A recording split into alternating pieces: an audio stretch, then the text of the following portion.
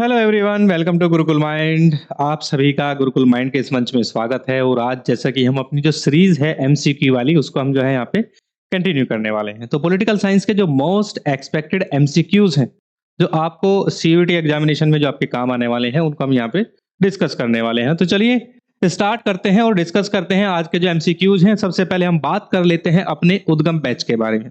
देखिए, जो ये उद्गम बैच है, इसकी अगर हम बात करें तो गुरुकुल माइंड की तरफ से जो है ये बच्चों को एप्लीकेशन पे जो है आप इसको जाके परचेज कर सकते हैं। हमारा जो एप्लीकेशन है वो प्ले स्टोर पे जाइए, आपका एंड्रॉइड आईओएस जो भी आपके पास अवेलेबल है, जो भी सेल फोन है, उससे आप जो है हमारी एप्लीकेशन गुरुकुल माइंड ऐप, इसको आप क्या कर सकते हैं, इंस्टॉल कर सकते हैं। उसके बाद आप रजिस्ट्रेशन करें। ठीक है, अगर आपको कोई भी क्वेरी जो है देखनी है हमारी, या कोई भी हमसे कोई क्वेरी करनी है, कोई भी आपका प्रश्न है उससे संबंधित, एप्लीकेशन से संबंधित या हमारे कोर्स से रिलेटेड, तो आप हमारा जो कॉन्टैक्ट नंबर है 8882608880, इस पर व्हाट्सएप कर सकते हैं। साथ ही आप क्या कर सकते हैं कि हमारी वेबसाइट है www.gurukulmind.com, इस पर आप विजिट कर सकते हैं और जो है ज़्यादा जानकारी वहाँ से ले सकते हैं। कुछ बहुत सारे जो कोर्सेज हैं हमारे, वो फ्री भी जो है डिलीवर किए गए हैं। तो फ्री लेक्चर्स वहाँ से जो है आप प्लान कर सकते हैं कौन सा लेक्चर्स आपको लेना है। ठीक है, चलिए कोर्स के अगर फीचर्स की मैं बात करूं तो जो कोर्स है ये सीयूईटी यूजी के लिए है और ये बाइलिंगुअल है। यानी जो फैकल्टीज हैं वो आपको बाइलिंगुअल फॉर्मेशन में आपको लेक्चर डिलीवर करने वाली है। कंटेंट हमारा जो है वो हिंदी और इंग्लिश दोनों में होने वाला है। और टेस्ट सीरीज की भी अगर हम बात करें, वो भी हिंदी और इंग्लिश दोनों में आपको प्रोवाइड की जाएंगी। अब आप बच्चे के ऊपर डिपेंड है कि अगर बच्चा हिंदी में अपने आप को सहज महसूस करता है, या जो बच्चा अपने आप को इंग्लिश में जो है सहज महसूस करता है, तो वो उसमें इस कोर्स को परचेज कर सकता है। ठीक है, चलिए तो अब हम सीधे चलते हैं अपने क्वेश्चंस पे। क्वेश्चंस को यहाँ से देखते हैं। तो मैं थोड़ा सा बता दूं कि हमारा जो टॉपिक्स है, हमारे जो टॉपिक्स हैं, ठीक है, लगातार एक एमसीक्यू की फॉर्म में आपको जो है डिलीवर किए जाएंगे। आज का जो हमारा टॉपिक है वो है कॉन्स्टिट्यूशनल ऑर्डर। जब हम पॉलिटिकल साइंस पढ़ते हैं और जब हम जो है पॉलिटिकल साइंस यानी इंडिया का जो पॉलिटिकल साइंस है उसकी अगर हम बात करते हैं, ठीक है, politics in India since independence, वहां तक जब हम जाते हैं तो उसमें एक फेज आता है जिसका नाम है कॉन्स्टिट्यूशनल ऑर्डर। ठीक है, तो यहाँ पे अगर हम देखा जाए तो इसमें सॉरी, कॉन्स्टिट्यूशनल ऑर्डर नहीं, कॉन्स्टिट्यूशनल क्राइसिस। ठीक है, तो यहाँ पे कॉन्स्टिट्यूशनल क्राइसिस जो इंडिया में देखने को मिलता है, जब देश में इमरजेंसी लगती है यानी आपातकाल लगाया जाता है, तो वो एक चैप्टर पूरा आपको पढ़ाया जाता है कि ड्यूरिंग द इमरजेंसी भारत में क्या हुआ था। तो उससे रिलेटेड है कुछ क्वेश्चंस हमारे यहाँ पे, हम इसको जानने का प्रयास करेंगे। चलिए पहला क्वेश्चन हम स्टार्ट करते हैं। इसमें पूछा गया है कि which legal case establish the basic structure doctrine limiting parliament's power to amend fundamental aspects of the constitution। यानी किस कानूनी मामले ने मूल संरचना के सिद्धांत की स्थापना की जिसने संविधान के मौलिक पहलुओं को संशोधित करने की संसद की शक्ति को सीमित कर दिया था। तो ये आपको जो है आंसर देना है। इसमें इसमें आपको केसेस दिए गए हैं। ठीक है, वो कौन कौन से केसेस हैं, जिसमें सबसे पहले गोलकनाथ केस आता है, Minerva mill case, Kesavananda Bharati case, और India Gandhi versus Rajnarayan case, Indira Gandhi versus Rajnarayan case. ठीक है, इंदिरा गांधी वर्सेस राजनारायण केस जो था ये आपका इलाहाबाद हाई कोर्ट में चला था। ये जो इलेक्शन था, रायबरेली सीट से इंदिरा गांधी ने जो चुनाव लड़ा था, उसको जो है इलीगल डिक्लेयर करने के लिए केस आया था, वैध घोषित किया गया था इसको। तो ये तो है नहीं। अब ये तीनों जो है हमारे, तीनों जो ये केस है हमारे, ये बेसिक स्ट्रक्चर से ही रिलेटेड है। लेकिन यानी जो अमेंडमेंट करता है पार्लियामेंट, उसकी पावर से रिलेटेड है कि अमेंडमेंट कर सकती है या नहीं कर सकती है। लेकिन जो केशवानंद भारती केस है आपका, केशवानंद भारती केस में जो है ये डॉक्ट्रिन जो था आपका, जिसको हम बेसिक स्ट्रक्चर कहते हैं, मूल संरचना, मूल अवधारणा, यानी मौलिक सिद्धांत या मौलिक प्रिंसिपल है क्या कॉन्स्टिट्यूशन का, उसके बारे में जो है उसको क्लैरिफाई किया था केशवानंद भारती केस में। अब मैं केशवानंद भारती केस के बारे में बता दूं, जब इंदिरा गांधी जो है जितने भी हमारे जो प्राइवेट इंस्टीट्यूशंस थे, उनका जो है एक तरीके से नेशनलाइजेशन यानी राष्ट्रीयकरण हो रहा था, तो उसी में आता था आपका जो ये केशवानंद भारती एक्चुअली कोई बहुत बड़े वकील नहीं थे, और केशवानंद भारती आपके बहुत बड़े कोई जज नहीं थे और बहुत बड़ी कोई पर्सनैलिटी नहीं थे। ये तो केवल जो थे, जो आपका श्री तिरुम्बदूर जो मठ था उसके मठाधीश थे। जब उस मठ को नेशनलाइजेशन उसका किया गया यानी उसका राष्ट्रीयकरण किया गया, ठीक है, तो इन्होंने जो है सुप्रीम कोर्ट का जो है दरवाजा खटखटाया, और पहले ही केरल हाई कोर्ट में ये मामला चला और केरल हाई कोर्ट से फिर ये सुप्रीम कोर्ट जाता है। तो इन्होंने कहा था कि क्या सरकार के पास असीमित अधिकार है कि वो जो है संपत्तियों का राष्ट्रीयकरण कर सकती है। तो इसके चलते चलते इस केस से एक रिजल्ट निकल के आया, जिसमें जो है कहा गया, सुप्रीम कोर्ट ने इसमें कहा गया कि सरकार के पास जो है संशोधन के असीमित अधिकार नहीं है। उसको जब भी वो संशोधन करना चाहेगी तो उसको कहीं ना कहीं ये देखना होगा कि क्या वो चीजें जो है संविधान की मूल भावना या संविधान की जो बेसिक स्ट्रक्चर है उसका उल्लंघन तो नहीं कर रही है। ठीक है, तो इसका जो आंसर हो जाएगा आपका, वो आंसर हो जाएगा केशवानंद भारती केस। चलिए नेक्स्ट चलते हैं। नेक्स्ट है आपका, what was the major legal trigger for the declaration of emergency in 1975, यानी 1975 में आपातकाल की घोषणा के पीछे प्रमुख कानूनी कारण क्या था, ये आपको आंसर इसमें बताना है। क्या देश में इकोनॉमिक क्राइसिस थे? नहीं, इकोनॉमिक क्राइसिस कोई खास थे नहीं, ठीक है, कि वही देश में इमरजेंसी लगानी पड़ जाए। क्या नक्सलाइट इंसर्जेंसी थी? ऐसा भी नहीं था कि देश में नक्सलाइट इंसर्जेंसी थी, लेकिन उस लेवल पे नहीं थी कि भाई देश में जो है एकदम से स्थिति खराब आ जाए या बाह्य आशंका हो, कोई खतरा है, ऐसी बातें नहीं थी, तो इसलिए ये भी नहीं होगा। ठीक है, या supreme court ruling on fundamental right, यानी सब मौलिक अधिकारों पर सर्वोच्च न्यायालय का निर्णय, ऐसा भी नहीं था। लेकिन एक था, मैं ये कहानी बताता हूँ, आंसर इसका सी हो जाएगा।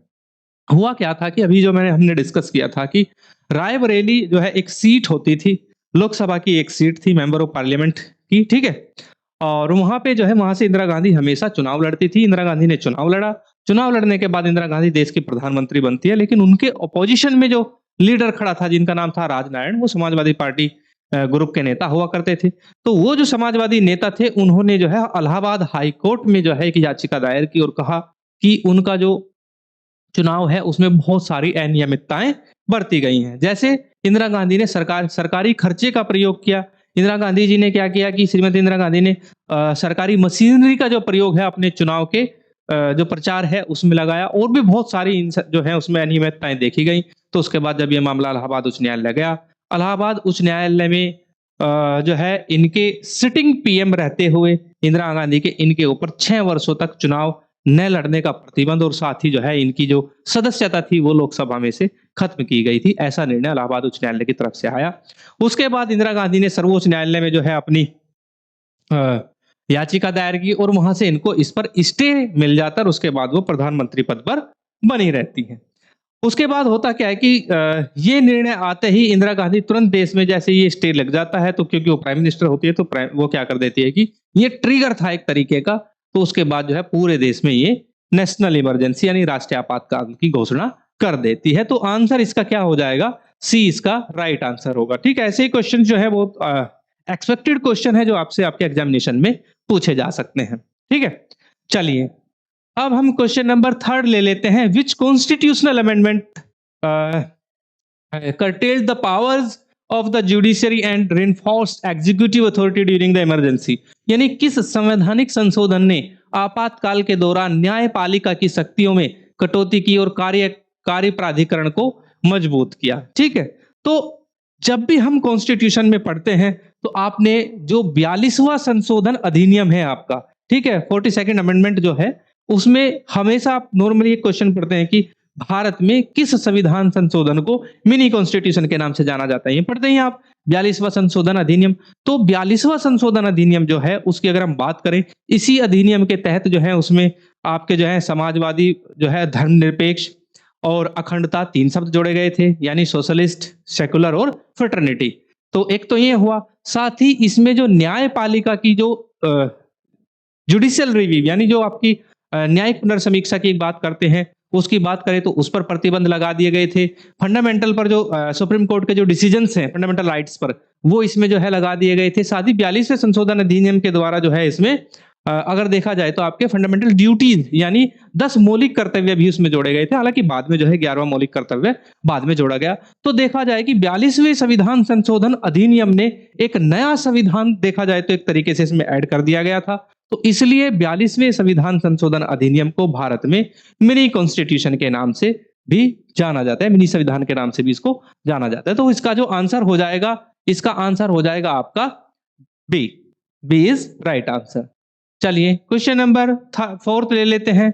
What was the political outcomes of the 1977 election post emergency, यानी आपातकाल के बाद 1977 के चुनावों के राजनीतिक परिणाम क्या थे। ठीक है, चलिए ऑप्शन पढ़ लेते हैं, आंसर खैर इसका आप बता ही देंगे जब कहानी मैंने आपको इतनी बताई दी है। Indira Gandhi retained power with A reduced majority, क्या इंदिरा गांधी जो है एक रिड्यूस्ड मेजोरिटी के साथ जो है फिर से रिटेन कर जाती है? ऐसा है क्या आंसर? बिल्कुल नहीं है। दूसरा है the Congress party won a landslide victory, ये भी नहीं है। A coalition of opposition parties the Janata party came to the power, ये इसका सही आंसर है। तो हुआ क्या था, इसको मैं थोड़ा सा जो है इसका डिटेल एक्सप्लेनेशन आपको दे देता हूं। तो है क्या एक्चुअली कि जिस ड्यूरिंग द इमरजेंसी जो है बहुत सारी ऐसी चीजें की गई, जैसे कि संविधान में बहुत सारे परिवर्तन किए गए, ठीक है, कानूनों में बदलाव किए गए। सुप्रीम कोर्ट के जो चीफ जस्टिस ऑफ इंडिया हैं उसमें देखा जाता है कि 7 से 8 जजेस को सुपरसीड करके एएन रे जो होते हैं उनको चीफ जस्टिस ऑफ इंडिया बना दिया जाता है। और साथ ही अगर संजय गांधी की जो परिवार नियोजन स्कीम चलती है उसके द्वारा जबरन लोग पुरुषों की नसबंदी की जाती है। तो ऐसा माना जाता है कि उत्तर प्रदेश के मुजफ्फरनगर में, ठीक है, लगभग एक दिन में 3000 से ज्यादा लोगों की पकड़कर जबरन नसबंदी कर दी जाती है, जिससे जनता के अंदर बहुत ज्यादा आक्रोश होता है। आक्रोश का परिणाम ये होता है कि जनता इसके उलट फैसला देती है और जो ऑपोजिशंस में जो लीडर्स होते हैं उनका एक ग्रुप बनता है। जेपी नारायण जो कि बिहार के एक गांधीवादी नेता होते हैं, उनके नेतृत्व में, और मोरारजी देसाई जो है भारत के प्रधानमंत्री बनते हैं। और आपको याद दिलाऊं कि पहली बार अटल बिहारी वाजपेयी जो भारतीय जनसंघ के नेता होते हैं वो फॉरेन मिनिस्टर यानी विदेश मंत्री भी बनते हैं। तो दोस्तों ये कहानी है इसकी। तो इसलिए इसका जो आंसर हो जाएगा आपका सी हो जाएगा, विपक्षी दलों का गठबंधन यानी जनता पार्टी सत्ता में आई। ठीक है, तो ये इसका आंसर होगा। चलिए क्वेश्चन नंबर 5 ले लेते हैं। Who led the Bihar movement which played a crucial role in mobilizing opposition against the emergency? तो वो मैंने अभी जो है इसको डिस्क्राइब किया है कि अगर हम बात करें भारत में आपातकाल के दौरान की, तो आपातकाल के विरुद्ध विपक्ष को संगठित करने में महत्वपूर्ण भूमिका जो निभाई थी वो बिहार के एक गांधीवादी नेता थे जिनका नाम था जेपी या जयप्रकाश नारायण, जेपी के नाम से उनको जानते थे। इन्होंने जो था कि गांधी जी के साथ जो है स्वतंत्रता की लड़ाई भी लड़ी थी। उसके बाद जब देश आजाद हो जाता है तो ये एक्टिव पॉलिटिक्स से अलग होकर जो है अपना जीवन यापन करते हैं, लेकिन फिर से जो है एक बार ये आते हैं और नेतृत्व करते हैं। चलिए क्वेश्चन नंबर 6 ले लेते हैं। 1 second. Which article of the Indian Constitution was invoked to declare emergency in 1975? वो कौन सा आर्टिकल है जो गारंटी देता है कि भारत में इमरजेंसी कभी भी लगाई जा सकती है? क्वेश्चन में ये पूछा गया है कि 1975 की इमरजेंसी को इन्वोक करने वाला वो आर्टिकल कौन सा है, वो आपको बताना है। 352, 356, 360, 368। ठीक है, तो इसकी अगर हम बात करें तो नेशनल जो इमरजेंसी लगाई जाती है पूरे देश में वो आर्टिकल 352 के तहत इसमें लगाई जाएगी। तो इसका आंसर हो जाएगा आपका आर्टिकल 352। तो यहां ध्यान रहे कि अनुच्छेद 352 क्या है, ये आपका जो है नेशनल इमरजेंसी के लिए है। ठीक है, नेशनल इमरजेंसी, सॉरी। ठीक है, और इसके बाद 356 की अगर हम बात करें तो ये क्या है, ये प्रेसिडेंट रूल है जो कि स्टेट या स्टेट के किसी भी हिस्से में लगाया जा सकता है, राष्ट्रपति शासन इसको हिंदी में बोलते हैं। और 360 जो है वो फाइनेंशियल इमरजेंसी के लिए होता है, ये आपको ध्यान रखना है। ये किसके लिए होता है? Financial emergency. ठीक है, तो ये इसका आंसर हुआ। चलिए क्वेश्चन नंबर 7 ले लेते हैं। Who was the chief justice of India appointed by Indira Gandhi superseding 3 senior जज? ठीक है, तो वो इसमें बताना है कि वो 3 सीनियर जजों को छोड़कर, ठीक है, सॉरी मैंने 6 से 7 बोला था, 3 ही सीनियर जज थे उससे पहले। तो 3 सीनियर जजेस को छोड़ के किनको बनाया जाता था? तो मैंने पहले अभी बताया था कि एएन रे थे वो। तो आंसर इसका सीधे ले लेते हैं, सी एएन रे होगा। तो इस ये हुआ क्यों था, ये था कि देखिए जब जजेस की नियुक्ति होती है तो आप जब हम कॉन्स्टिट्यूशन में प्रोविजन पढ़ते हैं तो आप जानते हैं कि राष्ट्रपति जो है वो जजों की नियुक्ति करते हैं। परंपरा ये रही है कि मोस्ट सीनियर जो जज होता है वो क्या होता है कि उससे जब सीनियर रिटायर होता है तो उसका जो सेकंड सीनियर होता है उसको क्या करते हैं कि वो सेकंड लास्ट सीनियर जैसे भी होता है उसको जज बना दिया जाता है, चीफ जस्टिस ऑफ इंडिया बना दिया जाता है, सॉरी। तो ये परंपरा रही है, वो सारी जगह रहती है। आप हाई कोर्ट के जजेस की बात करें वहां भी रहती है। अगर chief of army staff, chief of naval staff and chief of air staff, इनकी अगर हम बात करें तो इन तीनों में भी जो मोस्ट सीनियर होते हैं उनको ही बना दिया जाता है। लेकिन एक परंपरा जो है इंदिरा गांधी ने स्टार्ट की थी कि सुपर सेशन करना यहाँ पे स्टार्ट किया। 3 जज को जो है सुपरसीड किया और सुपरसीड करने के बाद जो है एएन रे को चीफ जस्टिस ऑफ इंडिया बनाया गया। अब इंदिरा गांधी ने ऐसा इसलिए किया क्योंकि अब जो फैसले थे सर्वोच्च न्यायालय से वही फैसले सुनाए जाते थे जो इंदिरा गांधी की पसंद के होते थे। ठीक है? तो इसलिए ये भी जो है इतिहास में काला अध्याय देखने को यहाँ पे मिलता है। तो इसका आंसर हो जाएगा आपका सी, न्यायमूर्ति एएन रे। चलिए, what was the main demand of the Navnirman movement in Gujarat? ठीक है, यानी गुजरात में नवनिर्माण आंदोलन की मुख्य मांग क्या थी, ये आपको आंसर बताना है। देखिए क्या था कि नवनिर्माण आंदोलन जब चला था वो एक्चुअली फूड के प्राइसेस जो थे, ये जो खाद्य की जो कीमतें थी वो बहुत ज्यादा जो है खाद्य की कीमतों में जो थी वो कमी और भ्रष्टाचार मुक्त शासन के निर्माण के लिए जो है इन्होंने किया था कि खाद्य की कीमतों में बहुत ज्यादा ओवर प्राइसिंग चल रही थी और भ्रष्टाचार बहुत ज्यादा फैला हुआ था। तो इसलिए गुजरात में ये मूवमेंट जो है चलती है जिसका नाम है नवनिर्माण। ठीक है, नवनिर्माण आंदोलन। तो आंसर क्या हो जाएगा? खाद्य कीमतों में कमी और भ्रष्टाचार मुक्त शासन। अब हम क्वेश्चन नंबर 9 ले लेते हैं। Which act was used by the government during the emergency to detain opposition leaders without trial? आपातकाल के दौरान सरकार ने विपक्षी नेताओं को बिना मुकदमे के हिरासत में लेने के लिए किस अधिनियम का इस्तेमाल किया था? ठीक है, तो वो क्या कौन सा अधिनियम था? देखिए क्या होता है कि जब भी आप आर्टिकल 22 पढ़ते हैं वहां पे आपको प्रिवेंटिव डिटेंशन देखने को मिलता है। प्रिवेंटिव डिटेंशन एक्चुअली क्या होता है? प्रिवेंटिव डिटेंशन का मतलब होता है कि एक तरीके से देखा जाए, इसको हम निवारक निरोध कहते हैं।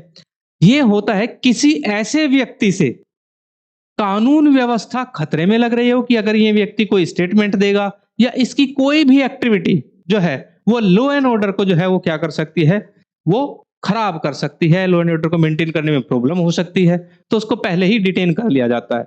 और डिटेंशन जो कि अब अगर हम करंट की बात करें तो करंट में जो डिटेंशन लगाई जा रही है मैक्सिमम देख सकते हैं वो नेशनल सिक्योरिटी एक्ट, जिसको हम राष्ट्रीय सुरक्षा कानून कहते हैं, उसका प्रयोग किया जा रहा है। इसमें जो व्यक्ति, ऐसे व्यक्ति जिस पर संदेह होता है, जैसे अभी हम देखें इंजीनियर राशिद हैं, एनएसए के थ्रू जो है वो जेल में बंद है। अगर आप वो पंजाब वाले, क्या नाम है उनका, भाई अमृतपाल सिंह, वो भी जो है एनएसए लगाकर अंदर किए हुए हैं उनको, जो असम के डिब्रूगढ़ जेल में है काफी टाइम से। तो ये इसलिए लगाया जाता है। तो उस टाइम जो है सबसे ज्यादा इस्तेमाल किस कानून का किया गया था? देखिए उस टाइम की अगर हम बात करें तो एक कानून सबसे ज्यादा प्रचलित था, maintenance of internal security act, Misa. और लगभग ऐसा देखा जाए कि 60,000 से ज्यादा लोगों पर जो है इंदिरा गांधी ने इमरजेंसी के टाइम ये लोगों के ऊपर ये कानून लगाया और उनको डिटेन करके जेलों में डाला गया। ठीक है, तो आंतरिक सुरक्षा अधिनियम, मीसा इसको कहा जाता है, ये इसका राइट आंसर होगा। तो आंसर इज आंतरिक सुरक्षा अधिनियम।